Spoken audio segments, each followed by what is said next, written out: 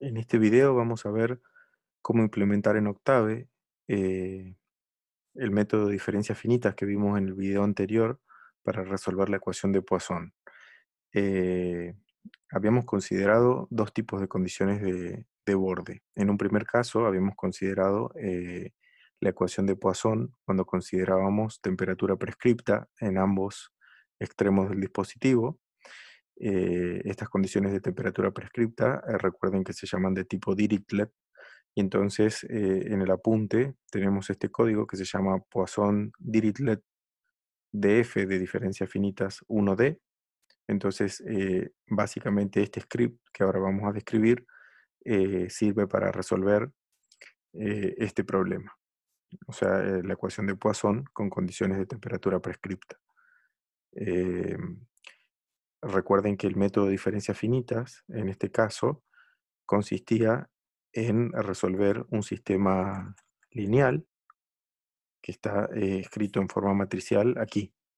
Entonces lo que tenemos que hacer en este script es básicamente ensamblar o armar esta matriz, luego este lado derecho, y resolver el sistema para poder encontrar las aproximaciones de mi solución U en cada uno de los puntos. Entonces, los parámetros del problema, en este caso, tienen que ser es L, la longitud de mi dispositivo, K0, la conductividad térmica, A y B, que son los valores prescriptos de temperatura en el extremo izquierdo y derecho respectivamente. Y la fuente, que es una función de x. En este caso, fíjense que tenemos esta función de x, 100 por la exponencial de menos 20 por x menos L sobre 3 al cuadrado. Fíjense que esta función, digamos, no podemos integrarla dos veces, digamos, analíticamente no se puede hacer. Entonces, en este caso, resultaría útil tener un método como el que tenemos para resolver este problema. Eh, entonces vamos a tomar 30 subintervalos. Hasta acá tenemos los parámetros de la resolución, o sea que eh, estos son los datos que me definen mi problema. Y este es la cantidad de subintervalos, es decir, en cuántos puntos voy a aproximar mi solución. En este caso, en 31 puntos voy a tener una aproximación de mi solución U. O sea que esto es lo que hay que cambiar cuando uno quiere cambiar el problema. Ahora, los datos del problema. Vamos a ver cómo se ensambla la matriz. Entonces tenemos que calcular h, que es el espaciado entre los puntos, que es la longitud de mi dispositivo sobre la cantidad n de subintervalos. Entonces h es ese tamaño. Y vamos a tratar de armar esta matriz. Para eso vamos a considerar este vector que le llamamos unos, que es un vector de n más 1 unos. Y entonces, fíjense, esta matriz que llamamos diagonales es una matriz que tiene tres columnas. Una primera columna de menos unos, una segunda columna de unos y una tercera columna de menos unos. Son tres columnas, pero la cantidad de filas que tienen son n más 1. Básicamente estas tres columnas son las que después voy a utilizar para armar las diagonales de mi matriz. Para eso voy a utilizar esta función de Octave que se llama spdiax, que se utiliza de la siguiente manera. Acá voy a tener que poner como primer argumento eh, una matriz cuyas columnas, en este caso, van a formar parte de diagonales de la matriz. Esto indica la diagonal. 0 indica la diagonal principal, 1 indica la diagonal que está por arriba de la principal y menos 1 la diagonal que está por debajo de la principal. Entonces lo que le estoy diciendo a Octave con esta función spdiag es que esta matriz que tiene tres columnas, la primera columna corresponde a la diagonal menos 1, la segunda columna corresponde a la diagonal principal y la tercera columna corresponde a la diagonal 1. Es decir, fíjense que la primera columna es de menos 1, que la estaría poniendo acá. La segunda columna es de 2, que la estaría poniendo en la diagonal principal. y la tercera columna es de unos, de menos unos, que la estaría poniendo en la diagonal que está por arriba de la principal. Y en total, y esto es el tamaño de la matriz, que es de n más 1 por n más 1. O sea que en este momento matriz va a ser una matriz tridiagonal que va a tener tamaño n más 1 por n más 1, que va a tener 2 en la diagonal principal y menos 1 en las diagonales que están por debajo y por arriba de la diagonal principal. Ahora, en las líneas siguientes vamos a modificar esta matriz para que sea exactamente esta que tenemos acá. Entonces, lo primero que vamos a hacer es, de la matriz que ya teníamos, en la primera fila, en los elementos 1 y 2, es decir, la columna 1 y columna 2, hay que poner un 1 y un 0. Es decir, en la primera fila, posición 1 y 2, que antes tenían un 2 y un menos 1, ahora vamos a poner 1 y 0, que es esto que está acá. Y algo parecido tenemos que hacer acá al final, porque acá recordemos que en este momento la matriz tiene menos 1 acá y un 2 acá. Entonces eso lo queremos cambiar por un 0 y un 1. Entonces en la última fila y en las dos últimas columnas, es decir, acá matriz en la última fila y en las últimas dos columnas, tienen que reemplazarse por 0, 1. Entonces, finalmente, con esto ya ahora la variable matriz tiene esta matriz que está acá. Y ahora para el armado del lado derecho vamos a considerar un vector x que va a tener los n más 1 puntos equidistribuidos en el intervalo 0L, van a ser mis x sub i, cada una de estas componentes. Entonces, una parte para armar ahora el lado derecho que voy a llamar f, este vector, voy a empezar poniendo el valor a que teníamos antes, acá arriba, y después como columna voy a poner h cuadrado sobre k sub 0 por la fuente q evaluada en x2 hasta xn. Entonces eso lo puedo hacer así. H cuadrado sobre k sub 0 y la fuente q la evalúo en las componentes de x que van desde la segunda hasta la penúltima. Recuerden que x tenía n más 1 componentes. Y finalmente, la última componente del vector es b. O sea que f tiene este lado derecho. Y entonces ahora finalmente, si utilizamos la barra invertida de octave y hacemos matriz barra invertida f, el resultado u va a ser un vector que va a tener estas componentes. Entonces podemos hacer un plot de xu, donde x recuerden que tenía los n más 1 puntos de mi dispositivo, y u, el vector que tiene las aproximaciones de la temperatura u en cada uno de los puntos. Entonces, haciendo un plot de xu, vamos a poder visualizar la aproximación. Entonces, si corremos el script, en este caso tenemos este resultado. Fíjense que en este caso se corresponde de que la temperatura prescripta en este extremo es 2 y en el extremo derecho es menos 3, perdón.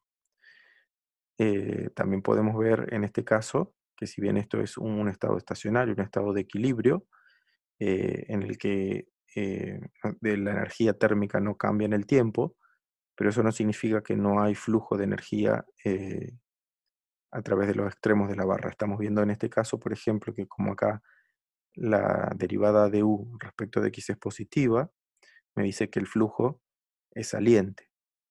O dicho de otra manera, como acá está más cálido que aquí, el flujo es hacia la izquierda, es saliente.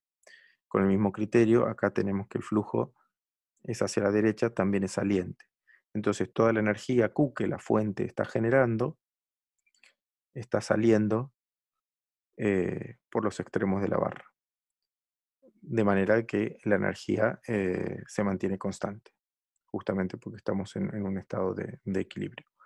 Eh, bien, eso es lo que podemos, digamos, hacer para resolver un problema de este tipo.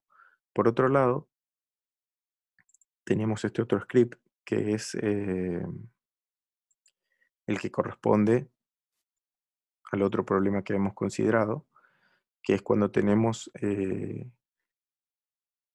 temperatura prescripta en el extremo izquierdo, pero en el extremo derecho consideramos esta condición más general que representa flujo prescripto o ley de enfriamiento de Newton. En este caso, esta condición en general, la ley de enfriamiento la llamábamos condición de tipo Robin, y entonces por eso este script se llama Poisson-Robin de F1D. Es decir, Poisson, la ecuación de Poisson, Robin, que es la condición que tiene esta, de f de diferencia finita es 1D. Entonces en este script vamos a resolver este problema, que es el estado estacionario, entonces considerando temperatura prescripta en el extremo izquierdo y esta condición, que puede ser cualquiera de estas dos, en el extremo derecho. Bueno, igual que antes, los parámetros de mi problema van a ser la longitud de la barra, que va a ser 1, en este caso K0, la conductividad va a ser 1, y la temperatura prescripta en el extremo izquierdo va a ser 2. Lo que tengo que definir ahora es mi condición de borde. Fíjense, perdón, de borde en el extremo derecho. Si consideramos H1 igual 0, H2 igual 1 y UE igual 0, eso significa, si miramos acá, H1 igual 0 y UE igual 0, estoy teniendo que esto es 0. Es decir, que en este caso la condición va a ser de flujo prescripto igual 0, es decir, que el extremo derecho va a estar aislado, si considero estos parámetros. La fuente que tengo es una función que depende de la variable x, que está escrita de esta manera. Entonces esto es muy parecido a lo de recién, y la cantidad de subintervalos va a ser 30. Entonces la matriz que vamos a armar para resolver este problema es muy parecida a la de recién, solo que cambia un poquito acá al final. Y entonces hacemos igual que antes, h es el espaciado, que va a ser la cantidad, perdón, la longitud de la barra sobre la cantidad de intervalos. Y me voy a armar una columna de unos, que ahora en vez de tener n más 1 puntos, va a tener n más 2, porque ahora mi diagonal principal va a tener, o sea, mi matriz va a ser de n más 2 por n más 2. Y entonces mi vector, perdón, las columnas de diagonales van a ser igual que antes, menos 1, 2 y menos 1, pero ahora van a tener una componente más, son de n más 2 filas en este caso. Entonces cuando queremos armar, utilizando CPDIAGS, la matriz original, esta línea es exactamente igual a la del código anterior. Lo que estamos haciendo en este momento es generar una matriz que tiene 2 en la diagonal principal, menos 1 en la diagonal que está por arriba y menos 1 en la que está por debajo, solo que el tamaño es de n más 2 por n más 2. Esa es la única diferencia con respecto a la anterior. Después, esta línea es igual a la anterior porque modificamos la primera fila reemplazando en la primera y segunda componente por 1 y 0 respectivamente. Y lo que tenemos que cambiar, ahora sí, que cambia respecto del código anterior, es que la última fila, la que tiene la n más 2, hay que cambiar las últimas 3 posiciones. Esas últimas 3 posiciones sería la matriz, la última fila n más 2, y las posiciones n, n más 1 y n más 2. O sea, las últimas 3 columnas se cambiarían por estos 3 valores. Menos 1, 2 por por h1 sobre k sub 0, y 1, este último valor. O sea que con esto tenemos la nueva matriz ensamblada. El lado derecho también es bastante similar. Digamos, el x ahora va a tener, igual que antes, acá no es necesario poner el nodo ficticio porque no vamos a utilizar ese valor, así que el x tiene n más 1 componentes. Y fíjense, acá tenemos a, igual que antes, y ahora vamos a evaluar la fuente desde x2 hasta el xn más 1. Esa sí es la diferencia. Antes evaluábamos los nodos interiores, ahora es desde el segundo hasta el último. Entonces acá sería igual que antes, h cuadrado sobre k0 por la q desde el segundo hasta el último. Y la última componente, en vez de ser B, ese B que ahora no existe, sería 2H por H2 sobre K0 por UE. 2H por H2 sobre K0 por UE. Ese sería mi F. Entonces, cuando resuelvo mi sistema haciendo matriz barra invertida F, obtengo U, pero ahora U va a tener n más 2 componentes. Y entonces, la manera de eliminarla podría ser decir, bueno, este vector U tiene n más 2 componentes, y entonces U de n más 2 igual a vacío. Es lo mismo que decir, por ejemplo, redefinir U como las primeras n más 1 componentes de U. Cualquiera de estas dos maneras le borra la última componente al vector U, y ahora U, en vez de tener n más 2 componentes, tiene n más 1 componentes.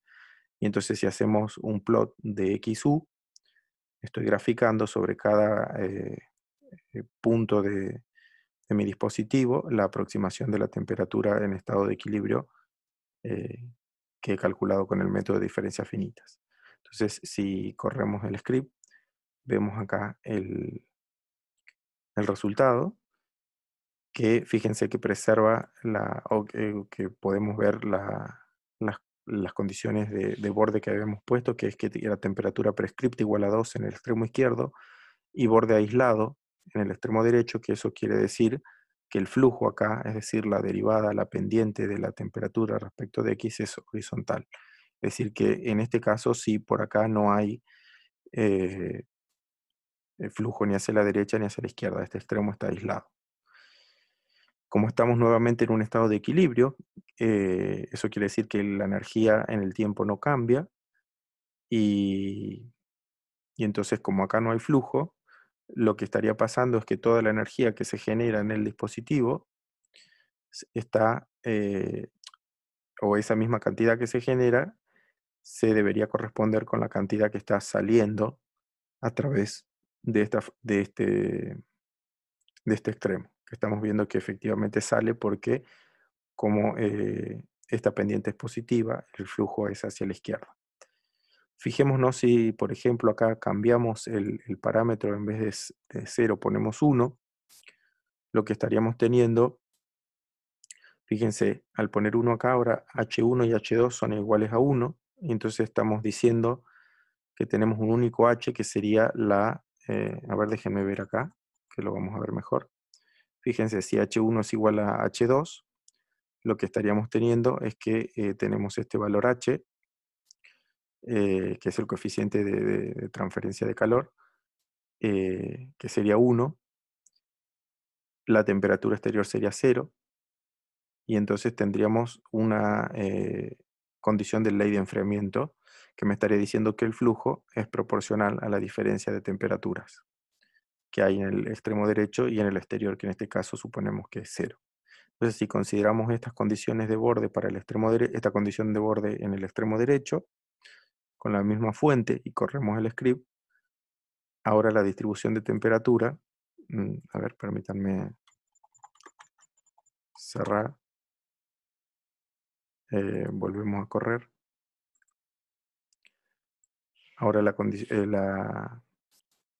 solución nos da esto. Nuevamente la condición en este extremo es temperatura prescripta igual a 2, pero ahora la ley de enfriamiento acá nos dice que hay un flujo que nuevamente es saliente. Entonces, todo lo que sale por acá y lo que sale por acá se compensa con lo que se genera o con lo que la fuente está generando en el interior.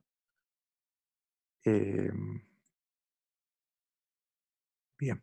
Finalmente, un último comentario es, digamos, fíjense que una fuente, por ejemplo, uno podría pensar que eh, esta función, que está escrita de esta manera tan breve, es 100 por, y esta variable lógica que es x mayor que 0,7. Esto lo que me dice es que esta función sería como la función en ramas, que vale 100 cuando x es mayor que 0,7.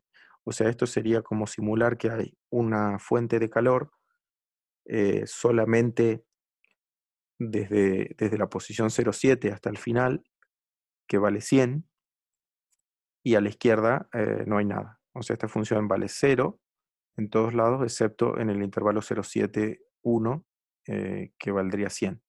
Entonces, esa es una manera muy simple de implementar una función discontinua, en este caso, una fuente discontinua que a veces es útil. Y bueno, activando esta fuente podríamos volver a correr el script y ver lo que ocurre.